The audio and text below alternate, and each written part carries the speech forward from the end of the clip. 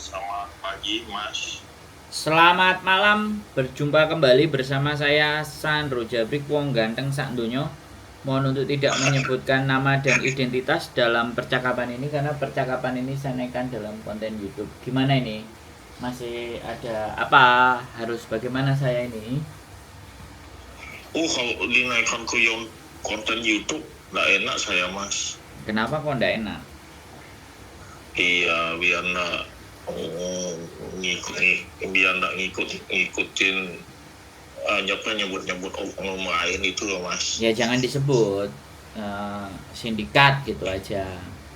Orang A, Iya, orang B, orang C. Nah, soalnya informasi dari sampean ini penting masih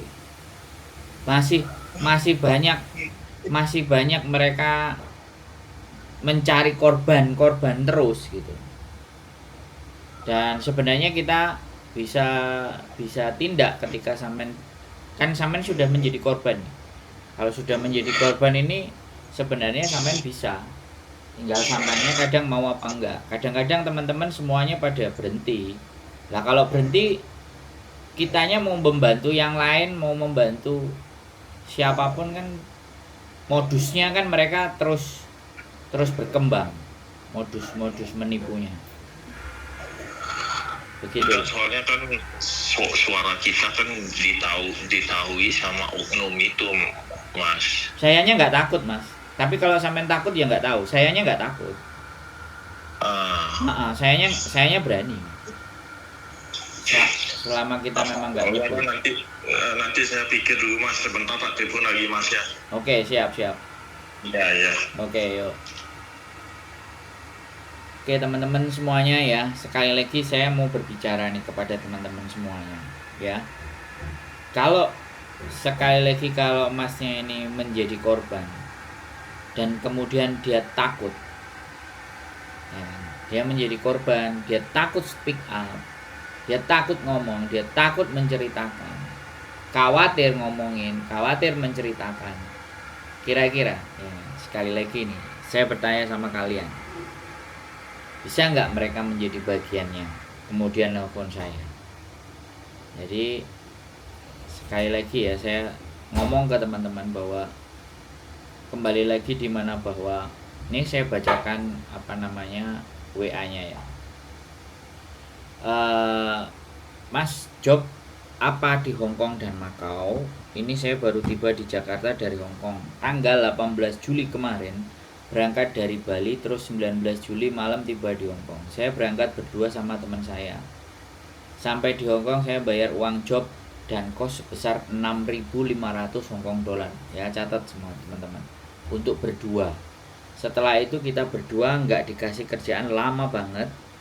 Buat makan hanya dikirim uang sekali sebesar 200 Hongkong dolar.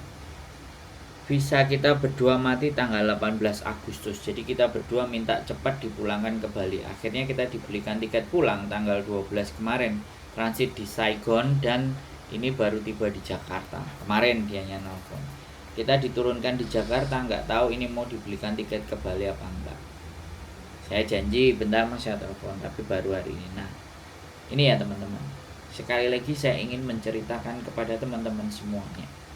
Karena memang konten saya tidak menjangkau ke TikTok, konten saya tidak menjangkau ke Facebook yang mudah dikonsumsinya oleh orang-orang Indonesia, karena YouTube itu kuotanya memang berat kalau di Indonesia kalau mau ditonton ya, sehingga informasi saya tidak tersebar dengan baik. Saya tidak menyalahkan siapapun dalam persoalan ini tapi kembali lagi memutuskan untuk berangkat ke luar negeri ya, dengan PT, dengan agensi atau dengan kenalan yang melalui sosial media atau bahkan teman kita sendiri yang sudah ada di Hongkong. Ya, ini masih banyak akan terjadi seperti ini, teman-teman.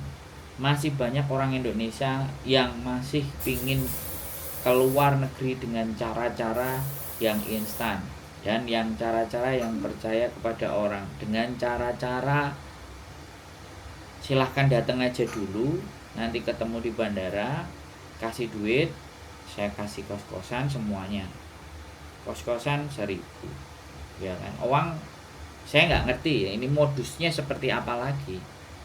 Untung saja masnya cuman sampai tanggal 18. Jadi sekarang kan belum tanggal 18, sekarang masih sekitar tanggal 15, dan mereka 1 bulan hampir tidak mendapatkan pekerjaan. Nah ini loh ya teman-teman, saya nggak bisa mengorek semakin dalam dari ceritanya dia. Kemudian dianya takut karena suaranya terdeteksi. Sekarang sudah jelas-jelas sampean itu dirugikan dan mungkin masih menunggu jawaban mau dipulangkan ke Bali apa enggak. Mereka berangkat dari Bali. Ya, sekali lagi ya, saya cuman menyayangkan hal semacam ini. Dan karena pusat informasi saya itu tidak menyebar dengan cepat, sehingga masih akan ada banyak sekali korban-korban dari penipuan job cowok. Di TikTok itu yang mungkin tersebarnya paling banyak, dan disitulah cara mainnya sindikat untuk terus menyebarkan di TikTok ya. Jadi pekerjaan, untuk sebuah pekerjaan di luar negeri teman-teman, kalau saya ya, sekali lagi saya, kalau pekerjaan itu harus membayar, saya lebih baik nggak dapat pekerjaan itu prinsipnya. Karena saya yakin dengan diri saya sendiri, saya bisa belajar, saya bisa melihat situasi, saya bisa melihat keadaan. Tapi itu tidak berlaku bagi orang-orang yang punya mental instan, yang mau ambil gampangnya aja. Jual motor, bayarnya cukup, bayar terus dia berangkat. Dia tidak membayangkan Hong Kong itu seperti apa.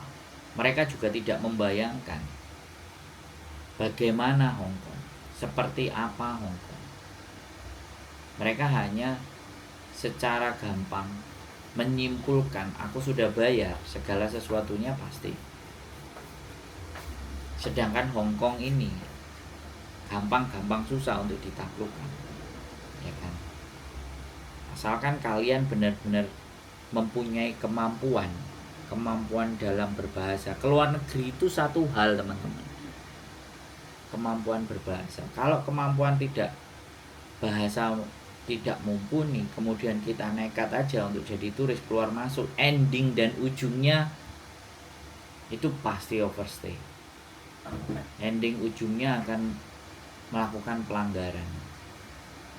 Nah kadang-kadang si sindikat ya udah, kalau udah kamu melanggar kenapa nggak kamu lanjutin, udah cari kerja aja.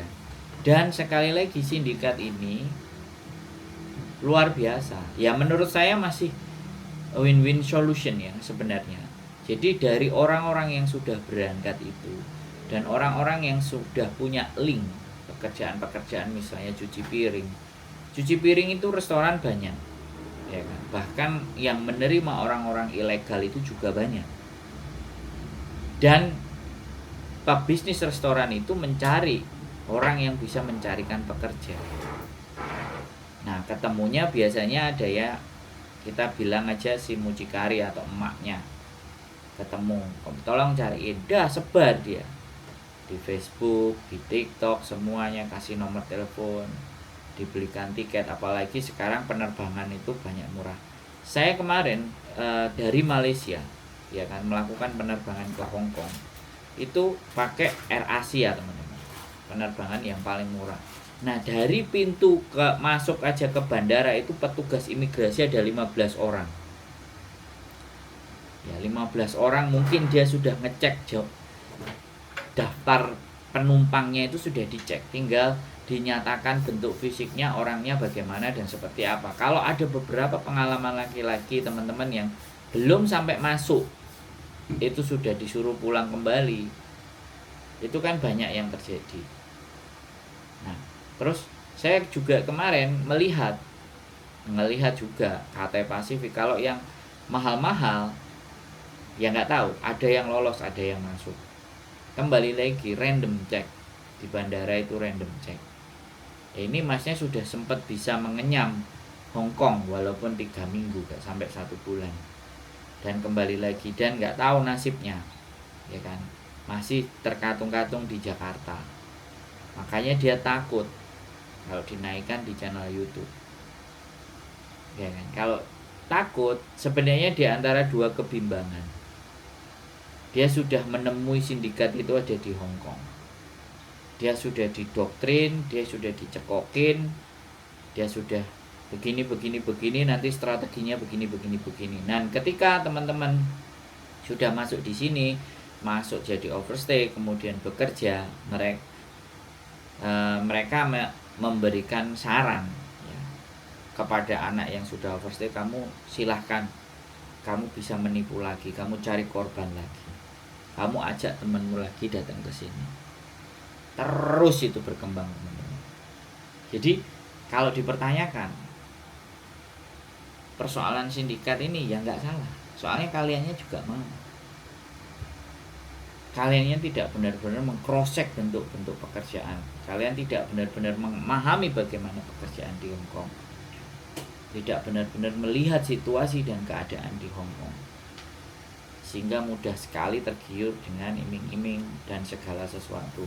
Saya pernah juga ada anak satu yang sempat keluar dari gerombolannya mereka. Di satu wilayah itu mereka ada sampai 20 orang dari Indonesia semuanya. Statusnya masih nyala semuanya turisnya. Dan mereka mulai bekerja. Dan ada yang dikasih uang, ada yang dipotong gajinya untuk biaya tempat tinggalnya. Seperti itu eksploitasi. TPPO, tindak pidana perdagangan orang, perdagangan manusia. Banyak sekali. Jadi kalau memang sudah kalian niat mau keluar negeri, siapkan fisik, mental, dan pengetahuan kalian ya. Saya terus terang, saya sekali lagi, saya sudah tinggal di Hong Kong. Saya tidak punya uang sama sekali untuk berangkat ke Hong Kong, tapi alhamdulillah saya bisa masuk ya kan? Saya bisa masuk ke Hong Kong dan saya berjuang, dan sampai detik inilah saya bukan orang yang gelap. Saya orang terang, saya di atas. Kalian bisa nemuin saya, kalian bisa ngomong dengan saya nggak takut di jalan, gemeter kalau ketemu polisi. Tidak menjadi sebuah persoalan. Tapi ya nggak tahu, saya tetap akan terus konten, saya akan terus menyebarluaskan informasi ya, yang setidaknya informasinya bisa dipertanggungjawabkan. Jadi tetap semangat buat teman-teman semuanya. Hati-hati, penipu ada di mana-mana dengan segala bentuk macam modus operandinya mereka, dan mereka juga terus menyesuaikan untuk memperbaiki modus-modusnya. Dan masih banyak orang-orang di negara kita sana yang sudah mengeluh pekerjaan susah di Indonesia sehingga tidak berbuat apa-apa.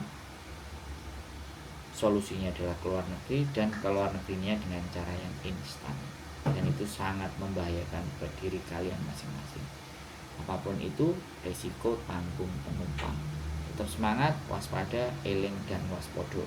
Keep stay tune my YouTube channel and see you next video. Bye.